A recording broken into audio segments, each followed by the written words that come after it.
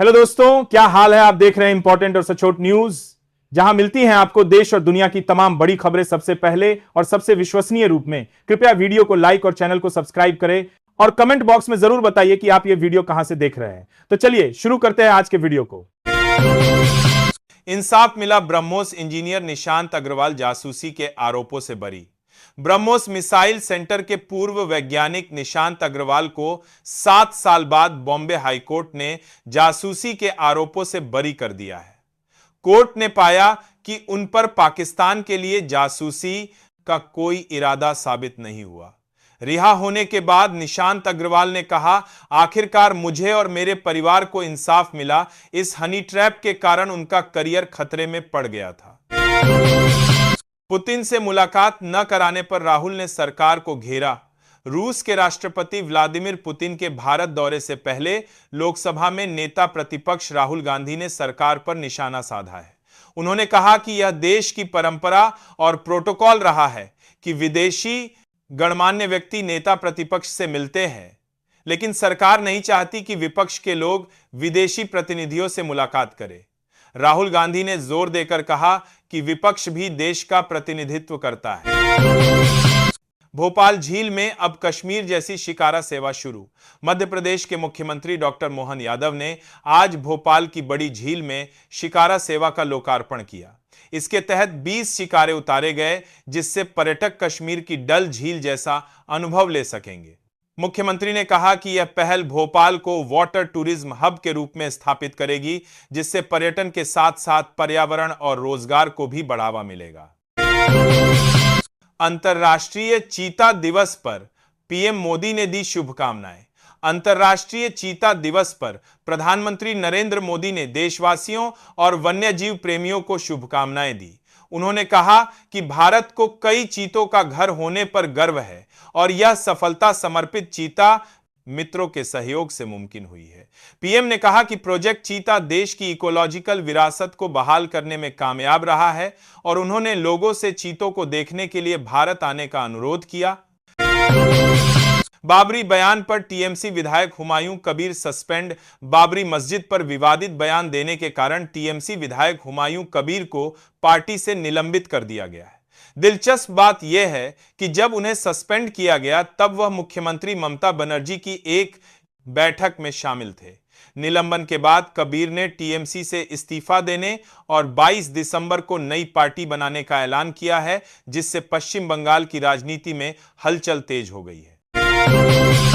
इंसाफ मिला, ब्रह्मोस इंजीनियर निशांत अग्रवाल जासूसी के आरोपों से बरी। ब्रह्मोस मिसाइल सेंटर के पूर्व वैज्ञानिक निशांत अग्रवाल को 7 साल बाद बॉम्बे हाईकोर्ट ने जासूसी के आरोपों से बरी कर दिया है। कोर्ट ने पाया कि उन पर पाकिस्तान के लिए जासूसी का कोई इरादा साबित नहीं हुआ। रिहा होने के बाद निशांत अग्रवाल ने कहा, आखिरकार मुझे और मेरे परिवार को इंसाफ मिला। इस हनी ट्रैप के कारण उनका करियर खतरे में पड़ गया था।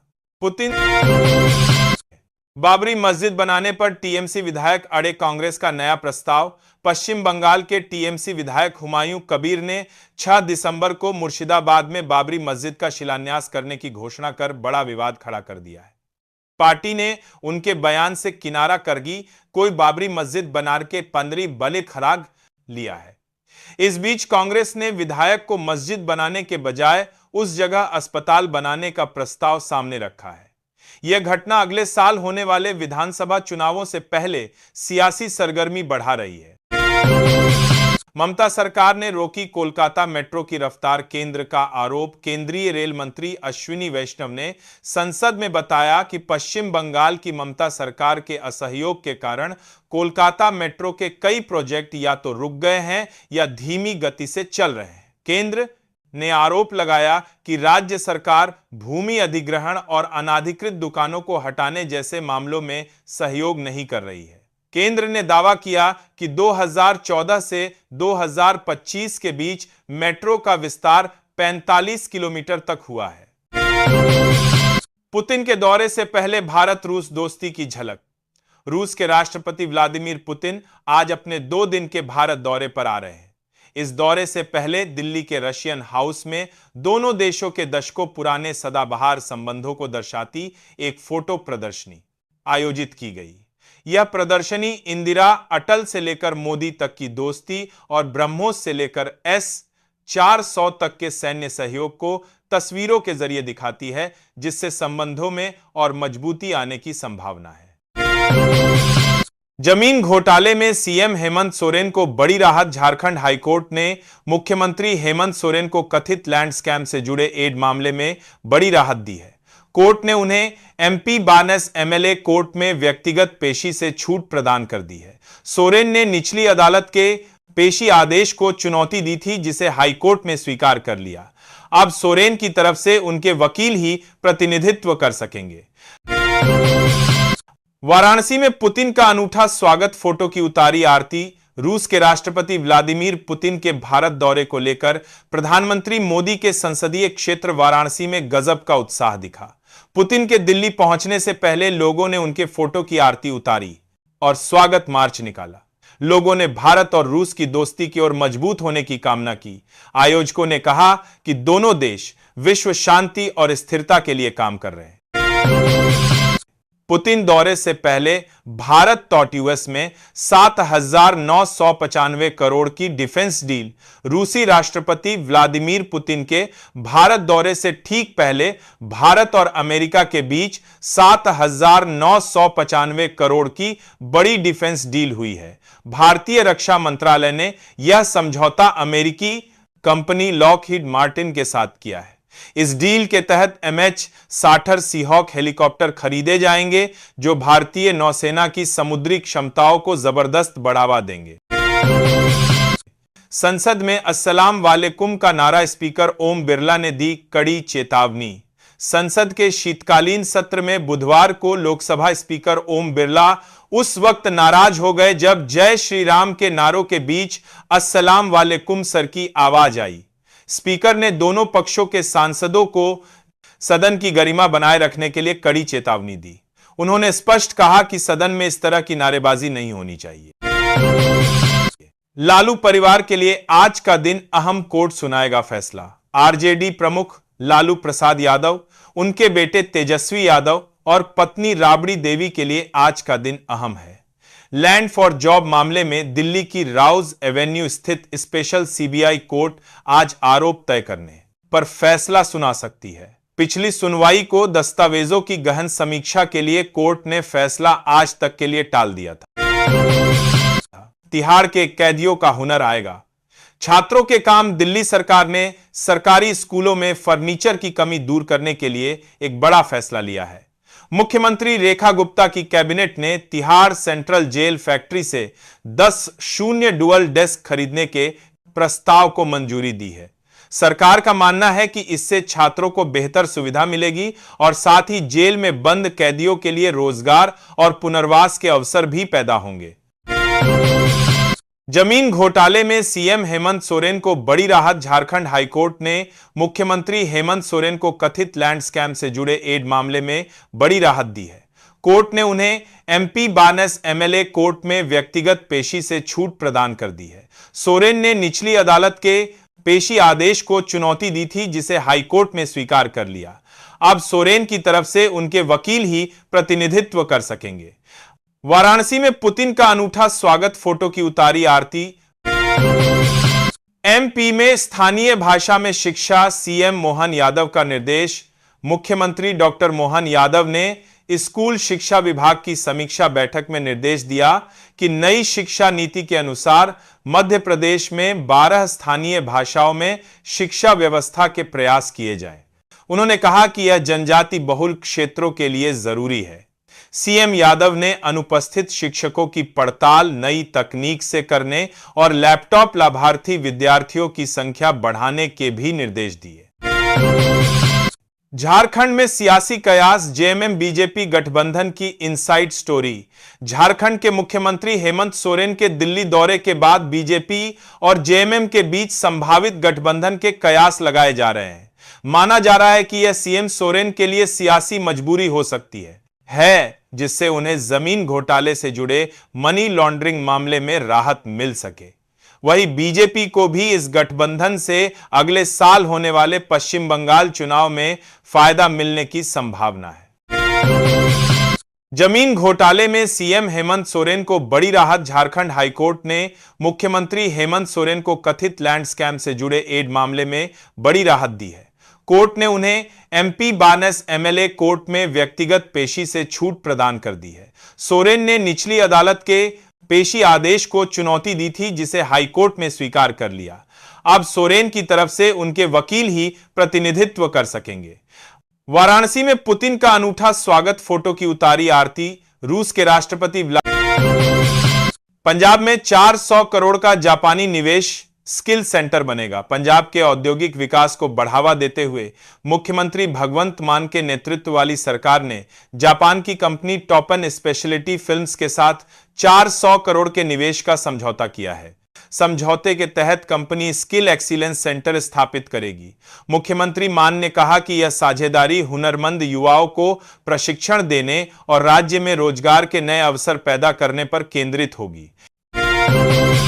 पटना में नियुक्ति पत्र वितरण, 33 कर्मियों को मिली नौकरी। बिहार के जल संसाधन मंत्री विजय कुमार चौधरी ने आज पटना में आयोजित समारोह में 33 कर्मियों को नियुक्ति पत्र सौंपे। इनमें एक नवनियुक्त सहायक अभियंता और अनुकंपा के आधार पर नियुक्त 32 कर्मी शामिल है। मंत्री चौधरी ने कहा कि विभाग में नियुक्ति की प्रक्रिया तेज हुई है, जो विभाग की दक्षता और संवेदनशीलता को दर्शाती है। फेक न्यूज डीप फेक पर सख्ती, सरकार का बड़ा ऐलान। केंद्रीय मंत्री अश्विनी वैष्णव ने संसद में ऐलान किया कि सरकार फेक न्यूज और डीप फेक फैलाने वालों के खिलाफ सख्त कार्रवाई करेगी, क्योंकि यह लोकतंत्र के लिए गंभीर खतरा है। उन्होंने कहा कि हाल ही में लोकतंत्र के लिए सख्त कार्रवाई करेगी। गंभीर कार्रवाई का भरपूर बॉडी। लागू हुए नियमों में 36 घंटे के भीतर वीडियो हटाने का प्रावधान है। वैष्णव ने कड़े नियमों की तत्काल जरूरत पर जोर दिया और बताया कि डीपफेक की पहचान पर ड्राफ्ट विचाराधीन है।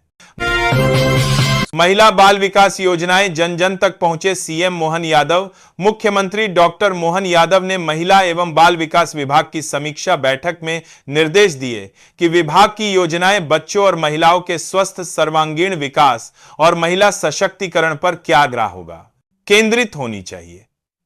उन्होंने कहा कि अधिक से अधिक लोगों तक योजनाओं का लाभ पहुंचाने के लिए पारदर्शिता सुनिश्चित की जाए और कार्यक्रमों की निगरानी में ईट का अधिक से अधिक उपयोग किया जाए।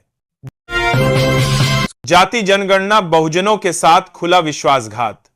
राहुल गांधी लोकसभा में नेता प्रतिपक्ष राहुल गांधी ने संसद में जाति जनगणना पर सरकार के जवाब को लेकर मोदी सरकार पर हमला किया है। उन्होंने इसे देश के बहुजनों के साथ खुला विश्वासघात करार दिया है। राहुल गांधी ने देश के बहुजनों के साथ खुला विश्वासघात करार दिया है।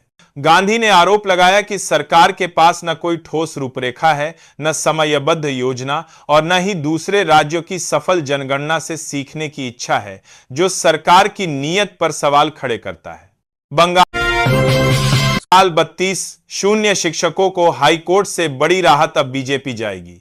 सुप्रीम कोर्ट कलकत्ता हाईकोर्ट की डिवीजन बेंच ने पश्चिम बंगाल के 32 शून्य प्राथमिक शिक्षकों की नौकरी बहाल कर दी है, जिससे सिंगल बेंच का फैसला पलट गया है। हालांकि बीजेपी ने हाईकोर्ट के इस फैसले के खिलाफ सुप्रीम कोर्ट जाने का ऐलान किया है और जल्द ही एसएलपी दायर करेगी। वकील विकास रंजन भट्टाचार्य ने इस फैसले को संस्थागत भ्रष्टाचार के लिए थोड़ी राहत मिलने जैसा बताया है। दिल्ली उपचुनाव, आपका बीजेपी पर हमला लौटा। जनता का भरोसा। दिल्ली नगर निगम उपचुनाव के नतीजों के बाद आपने इसे लौटते विश्वास की कहानी बताया है।